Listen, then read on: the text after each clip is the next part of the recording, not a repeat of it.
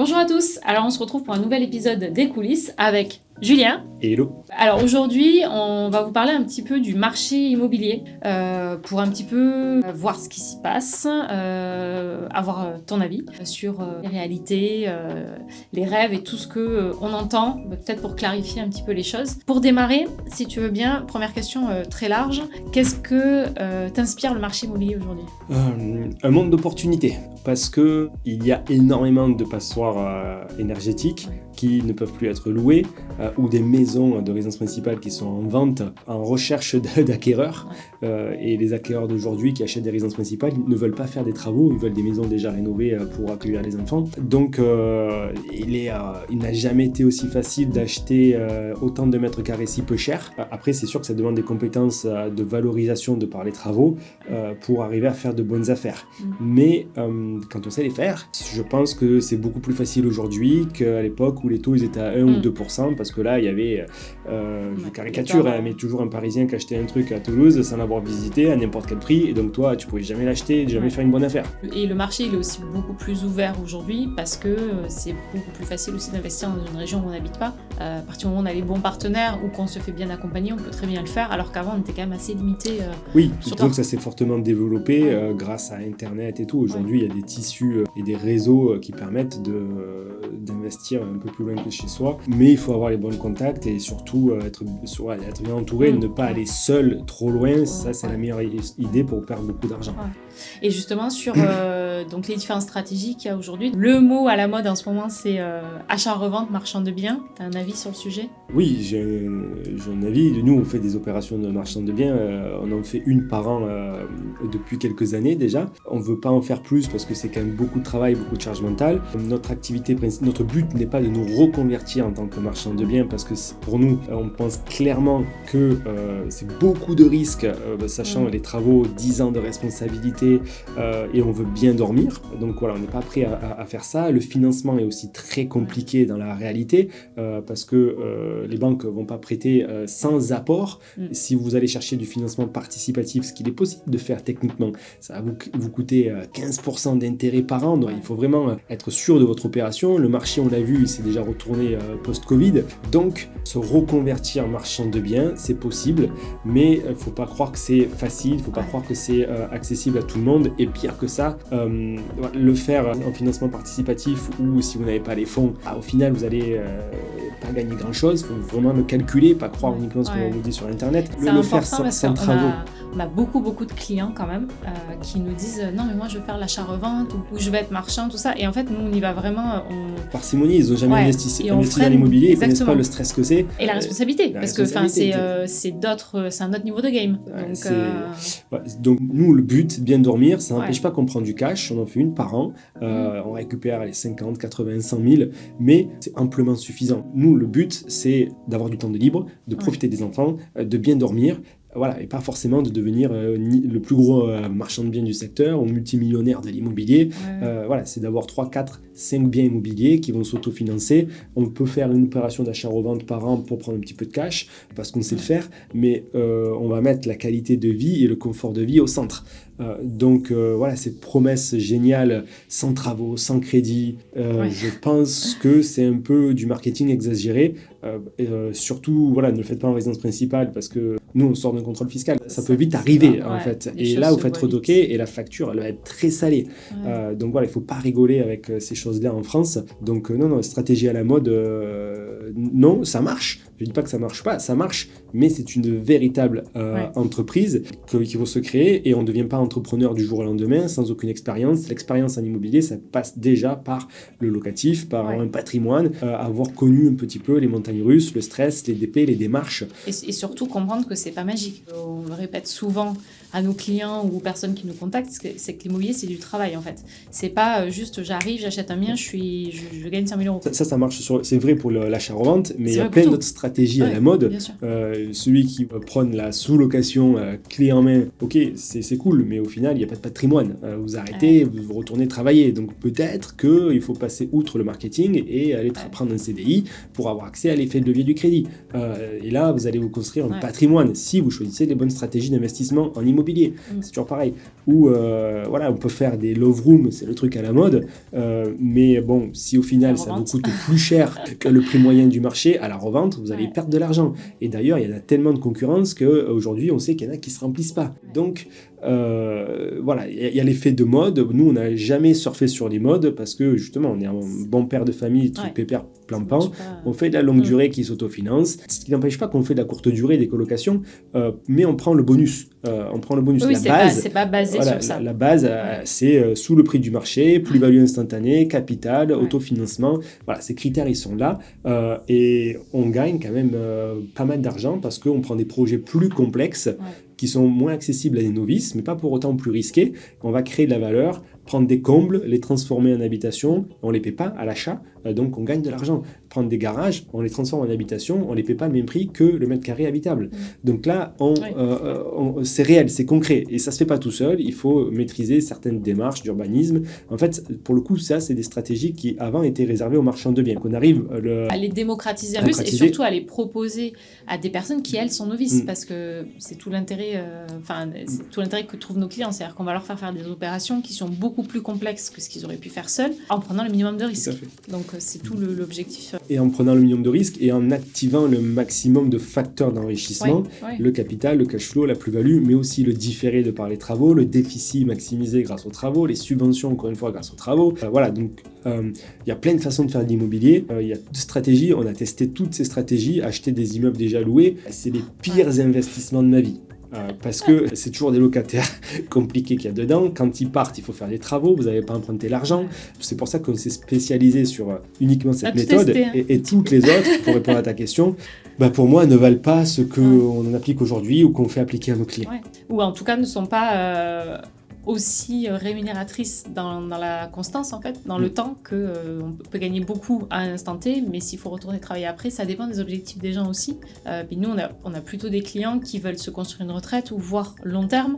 Et effectivement, il y a beaucoup de stratégies qui sont très court-termistes et ça fonctionne très bien pour ceux qui sont dans ce point de vue-là. C'est soit on crée un business à opportunité et on fait du cash pendant que ça marche, et après, on va faire autre chose selon les dégâts, soit on a une vision long terme et on y va tranquille et on fait les choses correctement. Et c'est aussi parce que nous, on est dans cette démarche-là. Par exemple, nous, les clients, on a beaucoup de gens qui veulent rentrer dans le programme VIP qu'on ne prend pas nous-mêmes une balle dans le pied parce qu'en fait, on considère que si la personne doit être bloquée au financement ou doit se retrouver elle-même en difficulté personnelle parce que vraiment elle veut investir, on va leur dire non, prenez un job salarié, quitte à aller bosser chez McDo pendant 3-4 mois et ensuite on peut envisager la chose. Moi, ça m'arrive très souvent d'avoir les personnes en visio et comme on est une entreprise de service qui propose un programme clé en main, on ne se rémunère pas à la transaction. Et si vous allez payer notre service, qui inclut le maître d'œuvre, le chasseur, l'architecte. Au final, votre épargne, si vous avez 15 000 euros, vous allez tout gaspiller.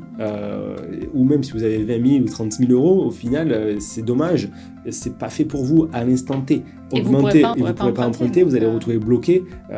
Il est plus important, à mon sens, de se constituer déjà des épaules un peu solides avant de se lancer dans l'immobilier. Donc oui, effectivement, ça nous arrive tous les mois de refuser des demandes de personnes avec qui on sait non seulement on ne pourra pas les amener au résultat, mais surtout c'est une erreur financière pour elles de se lancer sans avoir la capacité, parce que l'immobilier, il peut arriver un couac qu'on n'a pas anticipé très rapidement, et il faut les épaules pour pouvoir s'en sortir. Les épaules en immobilier, c'est de l'argent, c'est du cash. Donc voilà, si vous n'avez pas la situation, peut-être qu'il vaut mieux attendre, qu'il vaut mieux prendre un autre job ou quelque chose de plus rémunérateur pour se constituer une meilleure trésorerie. Il y a beaucoup d'influenceurs, il y a beaucoup de choses qui sont proposées sur les réseaux sociaux en termes immobiliers. Comment toi tu ferais pour donner des clés pour s'y retrouver en fait ? La clé principale, je pense, c'est de s'identifier à une personne, un mentor, un coach qui déjà a les résultats que vous voulez atteindre. Celui qui a fait 3 investissements et qui vous donne des conseils, s'il a fait les 3 investissements l'an passé,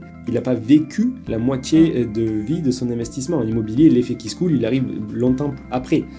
Donc il faut qu'il y ait du recul avant de donner des conseils. Il faut peut-être que la personne soit aussi sur le territoire en question, parce qu'il y a beaucoup de gens qui font mais qui vivent à l'étranger. Voilà, si on est à Dubaï ou si on est à Maurice ou je ne sais où, effectivement, ils ne sont pas forcément les mieux placés pour connaître les demandes préalables, l'administration, le financement bancaire en France, et j'en passe. Après, comme on l'a dit, il y a plein de stratégies. Et donc, il faut prendre un formateur qui va être spécialiste de cette stratégie-là, que ce soit en co-living, en colocation, même si, comme on l'a dit, c'est pas ce que nous on fait.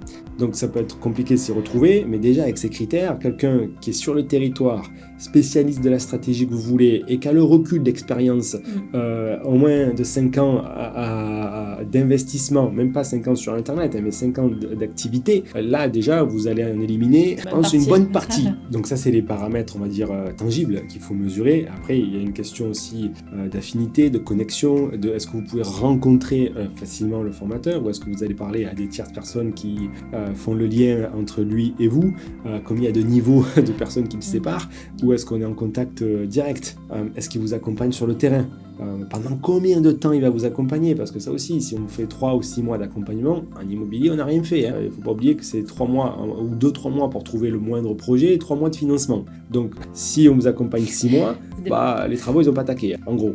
Et le nerf de la guerre, la difficulté principale, elle est de mener à bien les travaux. Et si vous n'avez pas compris pourquoi faire des travaux, regardez les autres vidéos YouTube. Moi, je pense aussi qu'il y a énormément d'opportunités, mais qu'il ne faut pas les faire n'importe comment, parce que ça peut quand même très vite être une galère. L'immobilier, je veux dire, tout le monde le sait, c'est pas forcément que les artisans qui s'en vont, ça peut aussi être un vice caché, ça peut être une difficulté à avoir le financement alors qu'on a avancé des fonds, etc. Et après, par rapport à la partie, influenceur, je trouve qu'il y a beaucoup de choses qu'on voit sur les réseaux, des très belles rénovations, etc. Mais on est quand même dans des projets d'une vie qui vont durer des années, alors que, et qui vont être des gouffres financiers quand même, parce que on voit les chiffres, mais vraiment, le vrai chiffre, on le connaîtra jamais, et on n'est pas sur de l'immobilier qui crée de la richesse. Ça va être des très belles résidences principales, et c'est super, mais on n'est pas sur quelque chose qui va pouvoir créer de la richesse sur le long terme. Donc de bien faire attention entre ce qu'on voit, la vraie vie, les influenceurs... Le côté Instagram, quoi. Le côté Instagram, où tout est beau, tout est rose, et en fait, dans la vraie vie, c'est pas le cas. Tout n'est pas tout rose. Donc, du coup, avoir un filtre et des yeux... Un filtre et de bien s'entourer, parce qu'au final, que ce soit les différents experts, que ce soit un bon notaire, etc., il faut être bien entouré pour avoir un petit peu des garde-fous à chaque étape, ou pour être accompagné éventuellement de A à Z, mais de maîtriser le projet et pas de le subir. Parce que c'est quand même l'immobilier, quand vous le subissez, c'est vraiment la pire des choses. La difficulté, c'est de ne pas le subir trop tard, et donc d'avoir anticipé les problèmes, sinon vous allez les subir. Et tout se passe avant l'achat, parce que les gens pensent que, par exemple, choisir la forme fiscale, on verra plus tard. Non, en fait, si vous ne le voyez pas avant l'achat, votre projet, il est déjà part mal. Il est très mal parti. Éduquez-vous sur les bonnes choses à faire, les bonnes étapes à suivre, les bons professionnels à contacter pour que ça se passe bien, en fait. Alors, pour terminer, on va se faire un petit jeu de questions-réponses. Je vais te poser des questions, tu me réponds, tu réfléchis pas trop, c'est vraiment du tac au tac. Première question, l'immobilier est réservé uniquement aux riches? Faux. Il faut néanmoins avoir des revenus stables et de l'épargne de sécurité, mais par revenus stables, 2000 € net par mois en CDI, ça suffit. Ouais. Quelques dizaines de milliers d'euros d'épargne permettront de lever 250 000, comme on l'a fait pour plusieurs clients. On a des vidéos sur cette chaîne, Camille, qu'on a publié récemment, ou encore Mathieu, ou encore Claire. Est-ce qu'il faut attendre que les taux baissent pour investir? Non, certainement pas. D'ailleurs, ils ne sont pas partis pour trop baisser là. Mais il faut se rappeler que quand les taux ils étaient à 1 ou 2%, il y avait 10 acheteurs pour un bien immobilier. Donc on ne pouvait pas négocier. Et négocier 30 000, c'est bien mieux qu'une baisse de taux. Est-ce que c'est vrai que les loyers remboursent le crédit et que c'est gratuit? Que les loyers remboursent le crédit, et oui, selon la stratégie que tu mets en place, tu peux très bien avoir de l'autofinancement, c'est-à-dire 70% des loyers vont rembourser 100% du crédit. C'est ce que nous on fait sur tous nos investissements au minimum. Autre question, est-ce que on ne peut acheter qu'à côté de chez soi? Alors si vous êtes seul ou dans un programme d'accompagnement et que c'est vous qui êtes responsable d'aller faire les visites, et effectivement c'est ce que nous on va vous conseiller. Rester à 1 heure, 1 heure et demie autour de chez vous, c'est déjà amplement suffisant vu les difficultés qui sont devant vous. Maintenant si vous passez par un programme clé en main et que vous avez confiance en l'entreprise qui le met en place, non, autant aller s'offrir le luxe d'investir dans les meilleures villes de France. Dernière question, est-ce que les travaux peuvent devenir un cauchemar? Oui, les travaux peuvent totalement devenir un cauchemar si du coup vous avez choisi le mauvais artisan, la mauvaise entreprise. On le voit sur Julien Courbet, sur Instagram, il y a plein de fraudes dans le bâtiment. Ils partent avec la compte, ils reviennent jamais, il n'y a pas de date de début ou de fin de chantier, donc il n'y a pas de retard. Effectivement, c'est difficile. Le tout étant de sélectionner la bonne entreprise avec les bonnes assurances, avec une date de début, une date de fin de chantier, avec un cahier des charges défini, avec certaines garanties et assurances qui permettront de sécuriser le chantier dans de bonnes conditions. Écoute, merci beaucoup Julien, c'était un plaisir de faire cet épisode des coulisses avec toi. Merci de nous avoir partagé un petit peu tous ces insights sur le marché immobilier et puis on se retrouve rapidement pour un prochain numéro. Avec plaisir. Ciao.